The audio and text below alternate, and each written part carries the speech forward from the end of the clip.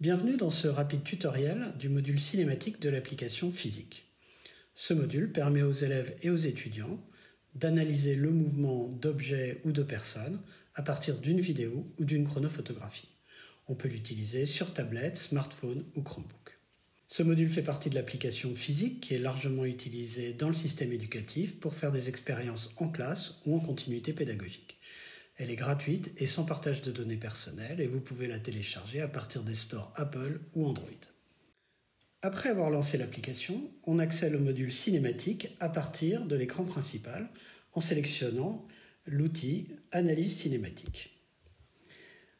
On a alors le choix d'étudier une vidéo ou une chronophotographie. Nous étudions d'abord une vidéo. On peut sélectionner plusieurs types de vidéos, soit une vidéo proposée directement dans l'application, ici la chute libre, la parabole ou le pendule. On peut également sélectionner une vidéo de la librairie vidéo qui présente un grand nombre de vidéos différentes sur le sport, le mouvement ou les collisions. On peut aussi télécharger une vidéo d'un lien internet à partir de l'icône télécharger. Mais l'option pédagogique que nous préférons est bien sûr d'utiliser une vidéo que les élèves auront eux-mêmes filmée avec leur tablette ou leur smartphone. On peut alors la télécharger très simplement, directement à partir de l'onglet « Mes vidéos » qui permet de sélectionner une vidéo de la pellicule. Nous sélectionnons par exemple cette vidéo que nous avons prise d'une balle en chute libre. Cette vidéo apparaît dans l'application physique où elle peut être étudiée. La première chose pour faire une étude cinématique est la mise à l'échelle. Cette mise à l'échelle se fait très simplement en déplaçant d'abord la règle et en mettant l'origine de la règle et son extrémité sur la référence qui est donnée à l'intérieur de la vidéo.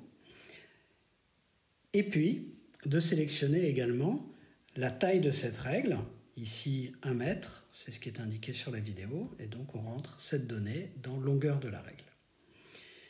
Il y a plusieurs options qui sont disponibles ici. Tout d'abord, on voit que le repère, son orientation va dépendre un peu de la manière dont on oriente l'origine par rapport à l'extrémité. Si on met l'origine au-dessus de l'extrémité, on va avoir un repère avec l'axe des Y dirigé vers le bas. Si au contraire, on place l'origine en dessous de l'extrémité, on va avoir une direction de l'axe des ordonnées dirigée vers le haut. De la même manière, l'axe des X, son orientation dépend de la manière dont l'origine est placée par rapport à l'extrémité. Une autre possibilité est de détacher l'origine du repère en appuyant sur le bouton en haut à droite où il est marqué plus. On a alors une origine que l'on peut librement fixer où l'on veut à l'intérieur de la fenêtre. Par exemple, si l'on souhaite déplacer cette origine au début de notre mouvement, voilà, on va placer l'origine sur la balle au début du mouvement. On voit en dessous de cet écran, on peut également déplacer et voir un peu le mouvement de cette balle en déplaçant le curseur vers la droite ou vers la gauche. Une fois qu'on a positionné la règle et le repère, on peut procéder au pointage. On voit ici que le petit onglet pointage clignote et qui nous indique que c'est là-dessus qu'il faut appuyer pour passer à l'étape suivante. Le pointage consiste à pointer l'ensemble des positions de l'objet au cours du temps.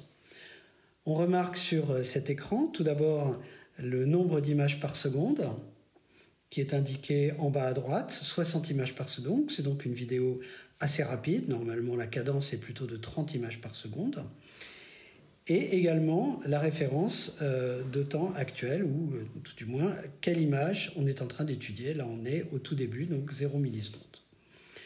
Pour pointer, on va déplacer la mire grâce à nos doigts. On n'a pas besoin de mettre le doigt sur la mire, on peut mettre son doigt à côté pour la déplacer.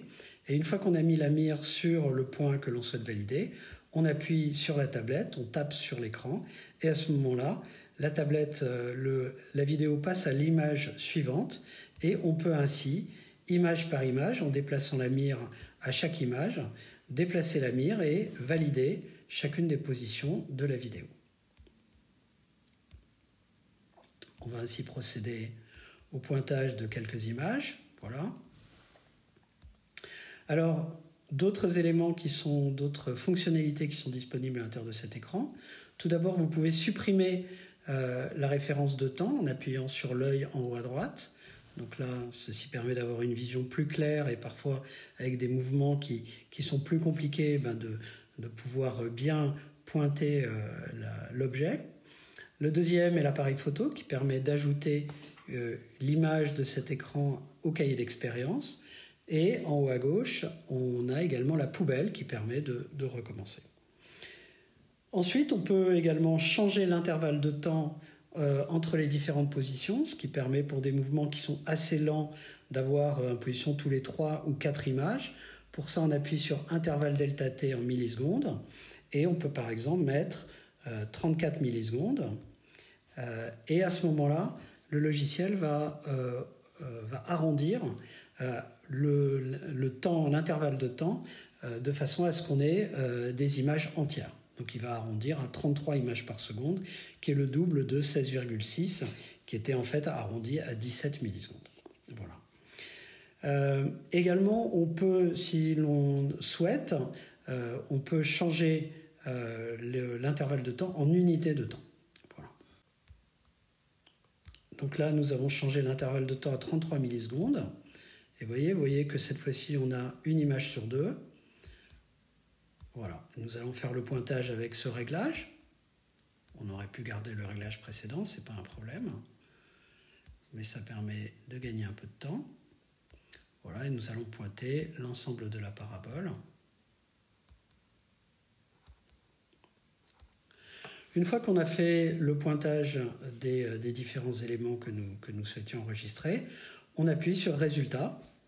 Et là, on va pouvoir sélectionner l'ensemble des quantités, l'ensemble des mesures que l'on souhaite étudier. Pour sélectionner ces quantités, on les désélectionne d'abord. Donc, par exemple, nous allons garder le temps, nous allons garder la position X et puis nous allons sélectionner la position Y.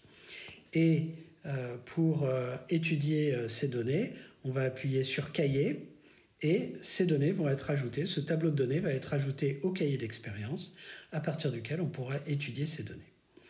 Dans le cahier d'expérience, on voit qu'on a un tableau, on peut détruire une ligne par exemple, ou on peut également changer les données. Mais également, on peut faire un graphique. Quand on appuie sur graphique, on sélectionne quelle est notre abscisse et quelle est la mesure que l'on prend pour notre ordonnée. Donc ici, nous allons étudier T et la position Y, par exemple, l'ordonnée de la position de notre balle. Et nous allons obtenir cette position qui est donc la position, la hauteur de la balle.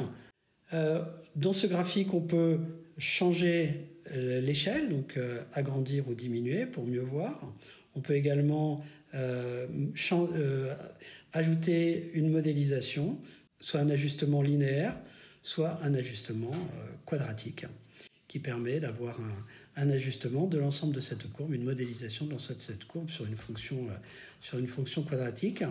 On a l'équation de la courbe, donc ici, moins 4,98x2 plus 4,62x moins 1,28. Cette carte également peut être dupliquée.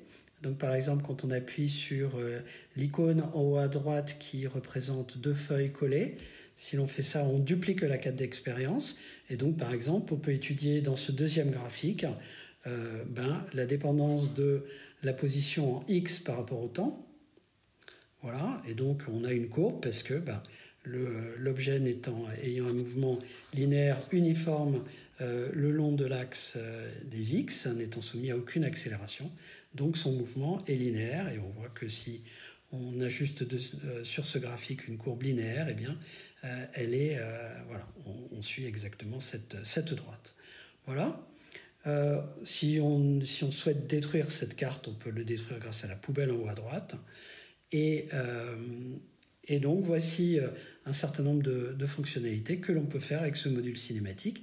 Si l'on souhaite exporter ces données, on appuie en haut à droite sur le bouton « Exporter ». Et donc, on va créer un document PDF. Et voilà, ce document peut être ensuite partagé avec, sous forme de mail, sous forme de notes, sous forme de airdrop ou tout autre moyen de communication qui est intégré à l'intérieur de votre smartphone ou de votre tablette. Il est souvent utile d'exporter ces données pour les étudier sur Excel. Donc on peut faire un export en format CSV ou en format Python. On doit alors dire si cet export a une décimale qui est sous forme d'un point ou d'une virgule. On peut également exporter un tableau Python qui à ce moment-là est en format ligne plutôt qu'en format colonne, comme d'habitude sont les exports en CSV. Si nous revenons aux mesures, ces mesures ne sont pas perdues. Par exemple, on peut étudier la vitesse de notre mobile au cours du temps. Donc là, nous avons par exemple, si nous étudions la vitesse horizontale, on voit que cette vitesse horizontale est assez stable, elle est de moins 0,9 mètres par seconde. On peut également étudier la vitesse verticale, qui elle donc est naturellement une droite. Et d'ailleurs on a son équation, moins 9,88x, donc on retrouve l'apesanteur estimée ici à 9,88, donc pas très loin des 9,81 résultats auxquels on s'attendrait. Voilà. On peut également étudier l'accélération, mais un autre élément que je souhaite vous montrer est l'étude de l'énergie. Donc si on étudie l'énergie cinétique, à ce moment-là il faut mettre ici le poids de l'objet, donc on va supposer que c'est 1 kg par exemple. On va étudier l'énergie cinétique et l'énergie potentielle que l'on va ajouter au cahier. Et donc, si l'on trace un graphe en XY, donc si on trace l'énergie cinétique par rapport à l'énergie potentielle, de par la conservation de l'énergie mécanique, on va avoir une droite, l'énergie cinétique et l'énergie potentielle, la somme des deux, faisant l'énergie mécanique qui est constante. Voilà.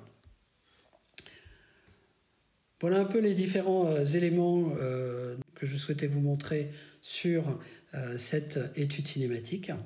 Ce module permet aux élèves de conduire rapidement une analyse cinématique à partir d'un mouvement, soit une vidéo que vous leur aurez donnée, soit à partir d'une vidéo qu'ils auront fait eux-mêmes, qui évidemment est extrêmement intéressant du point de vue pédagogique. Ce mouvement n'a pas besoin d'être compliqué. Il peut simplement s'agir d'une boule de papier que les élèves compactent et qu'ils se lancent de l'un à l'autre et qui peut leur servir de sujet d'étude très rapidement. La vidéo peut être faite en quelques minutes et l'étude prendra également quelques minutes. Peut-être revenir rapidement sur la chronophotographie. Donc la chronophotographie, c'est exactement le même principe et les données vont être exactement les mêmes, avec une mise à l'échelle, un pointage et bien sûr les résultats. À la différence de l'analyse en vidéo où la cadence est automatiquement détectée par le logiciel, ici il va falloir préciser l'intervalle ΔT en millisecondes entre les différentes images, puisque la photographie ne connaît pas la cadence à laquelle est tournée et prise les différentes photos. Voilà. Voilà un peu les différentes possibilités du module cinématique de l'application physique. Voilà, je vous souhaite une bonne utilisation avec vos classes.